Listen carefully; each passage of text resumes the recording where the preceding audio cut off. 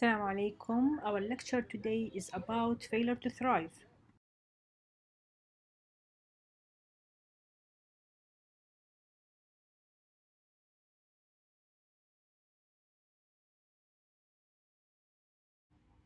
Failure to thrive is a descriptive term. It's given to an infant and young children with malnourishment, which resulting in inadequate growth. To date, there are no universally accepted anthropometric criteria for failure to thrive. Commonly used criteria include weight below the third or fifth percentile for age, weight decreasing crossing two major percentile line on the growth chart over time, or weight less than 80% of the median weight for height of the child. According to the growth chart standard, 3% of the population naturally falls below the third percentile.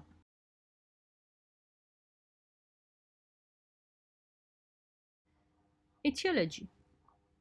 There are multiple possible causes of failure to thrive.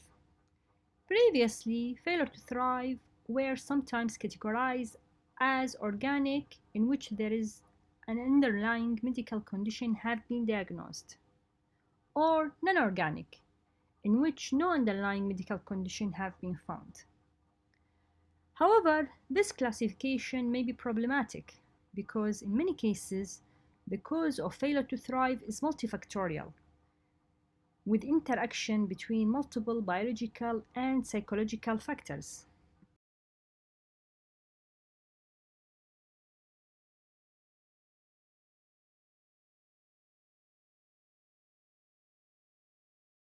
Organic causes of failure to thrive include poor calorie input, vomiting, absorption anomaly, organ failure like heart failure, renal failure, and so on, metabolic or endocrine anomalies, persistent infection, and syndromes.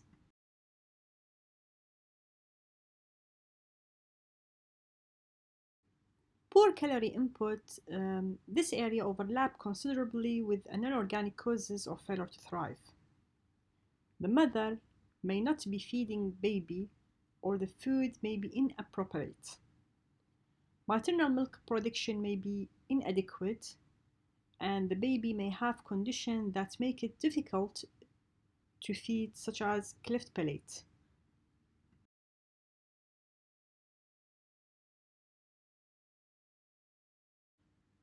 Vomiting may be resulted from infection, pyloric stenosis or reflux, gastroesophageal reflux. It may be a cause of hiatal hernia or urinary tract infection.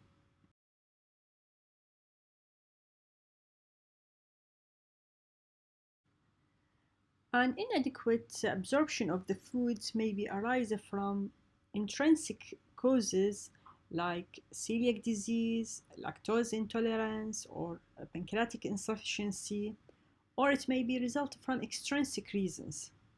Patient may have parasitic infestation, for example, giardiasis.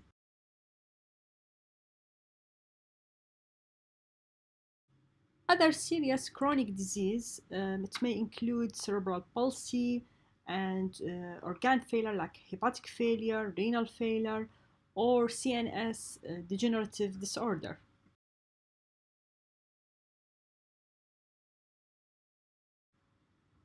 Persistent infection, like for example, recurrent infection of the tonsil and adenoids. The patient may have parasitic or bacterial infection of the GIT, or may have tuberculosis or HIV.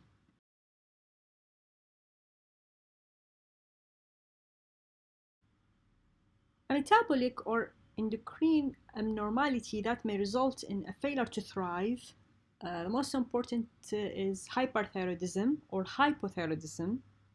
The patient may have diabetes mellitus, or he may have growth hormone deficiency, or any kind of inborn error of metabolism.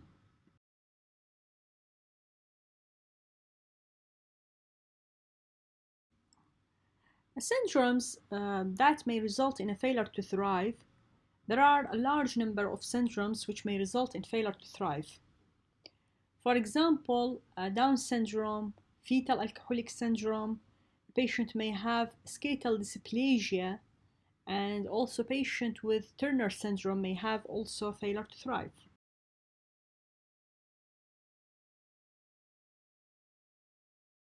Non-organic failure to thrive. It is the commonest cause. It is one of the earliest indication of serious dysfunction in the bonding between the parents and the child. It is regarded as a sign of neglect in which the child will show a normal growth outside the home environment.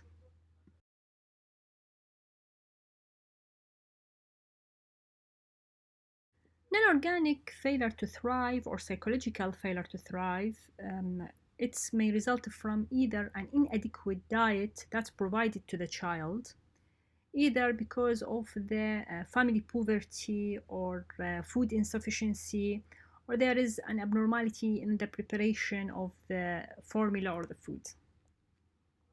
There may be insufficient skills of the parent. They have insufficient knowledge about how to prepare the diet or what is considered to be a sufficient diet for the age of the child. There may be problems in the bonding between the child and the parents, or there is some psychological problem in the parents themselves. It can be a sign of child abuse or neglect. Sometimes the child have a rare disorder which is called rumination, in which the child will have repeated regurgitation of the swallowed food and re-chewing of the food.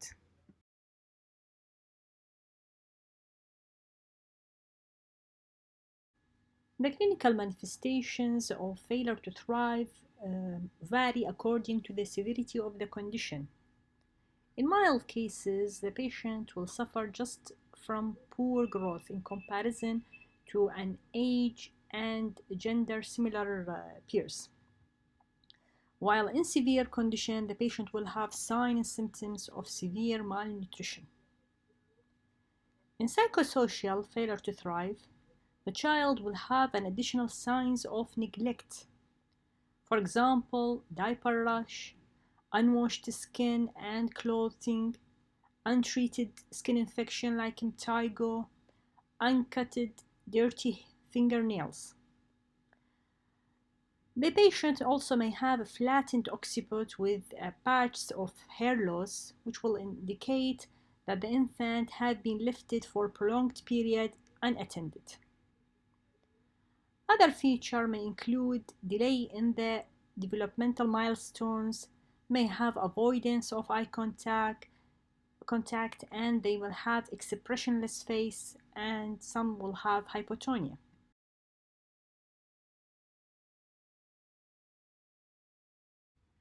An approach to infant with failure to thrive. Usually we start with a history. The history may include a detailed dietary history with observation of maternal-child interaction. Next step is we do a physical examination, which should include all systems of the body that may affect growth. We have to measure periodically all growth parameters, including weight, length or height, the ratio of weight to height, to measure the degree of failure to thrive. Putting in mind that in malnutrition, the weight is usually the first to be affected.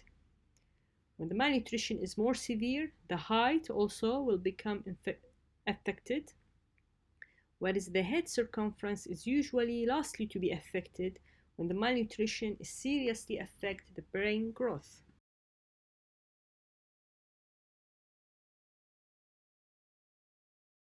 Investigation in patient with failure to thrive. Usually we start with preliminary investigation. First, we send for stool and urine microscopy and culture, CBC and blood film, serum iron, ferritin, B12, and folate level, may indicate it. Sometimes we need to hospitalize the patient to observe the maternal child bonding and feeding technique, and so on. Renal function test, liver function test, we may need serum electrolyte, and sometimes bone scan required. As indicated from the general condition and physical examination, if there is any suspicion for thyroid dysfunction, we send for thyroid function test. If there is suspicion of cystic fibrosis, we may need sweat chloride test, chromosomal analysis, and metabolic screen.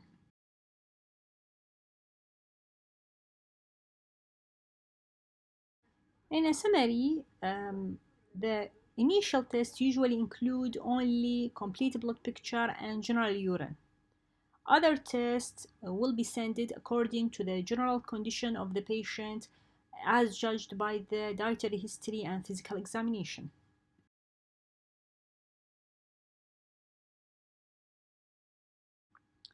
Treatment of the patient with failure to thrive. Failure to thrive sometimes require hospitalization and specific condition. The general indication for hospitalization in patient with failure to thrive may admit the patient to the hospital in order to do a further investigation,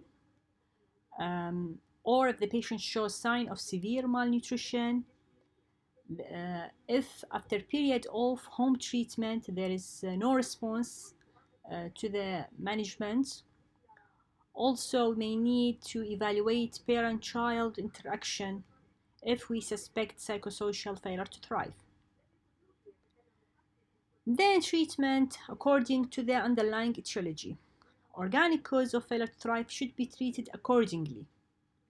An inorganic psychosocial failure to thrive should initially be treated at hospital. Firstly, we give an age-appropriate unlimited diet, and if the infant starts to gain weight, this is mostly due to inorganic failure to thrive. However, sometimes children with severe malnutrition must refeed carefully in order to avoid what is called a refeeding syndrome.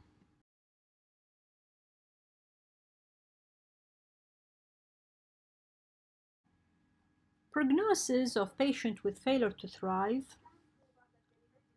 Failure to thrive in the first year of life, regardless of its etiology, is ominous because maximum postnatal growth of the brains occur during the first 6 months of life, as well as brain grows as much in the first year as in the rest of the child's life.